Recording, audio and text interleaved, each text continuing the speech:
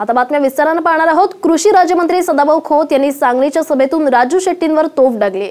शेतकरी नेते म्हणवणारे राजू शेट्टी कधी कारखानदारांच्या मांडीवर जाऊन बसले हे कळलंच नाहीत, अशा शब्दात त्यांनी टीका केलेली आहे। तसंच खोतांनी आपल्या स्टाईलमध्ये पवारांवर तोंडसुखी घेतलंय।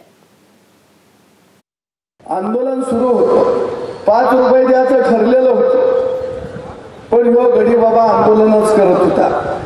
का आधी म्हणला आंदोलन करतो मग चर्चेला येतो, कारण क्रेडिट घ्यायचं। रेल्वे अडवायला गेला मुंबईला, मी दादांना मुख्यमंत्र्यांना आई शपथ म्हणलं ह्याला बसून दे रेल्वेच्या पुढे, बघूया किती रेल्वे अडवा। राजू शेट्टी नावाचं उसाला लागलेलं कोलं हे आपल्याला या निवडणुकीत आणायचं, आणि हो कोला कारखानदार यांच्या मांडीला मांडी लावून नाही बसला, त्यांच्या मांडीवर बसला। ते गव्हाणीतनं शेतकऱ्याचा ऊस काटा मारती, हे फडात जाऊन हाणणार आहे ऊसाला, आणि चंद्रकांत दादाला म्हणे बिंदू चौकात या। लय जणाला दादा येणं चौकात बोलवलं, तो बी जात नाही कोणी येत।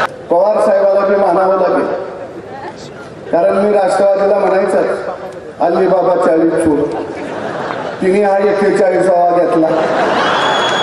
पत्रकारांनी विचारलं तुम्ही पायी बारामतीला निघाला? हो म्हणले, मला त्या रेड्याच्या तोंडातनं वेळ बुडवून घ्यायचा आहे। मला वाटलं हे ज्ञानेश्वरच आहे, खरं बोलतोय या, खरंच हे रेड्याच्या तोंडातनं वेळ बोलवणार आहे।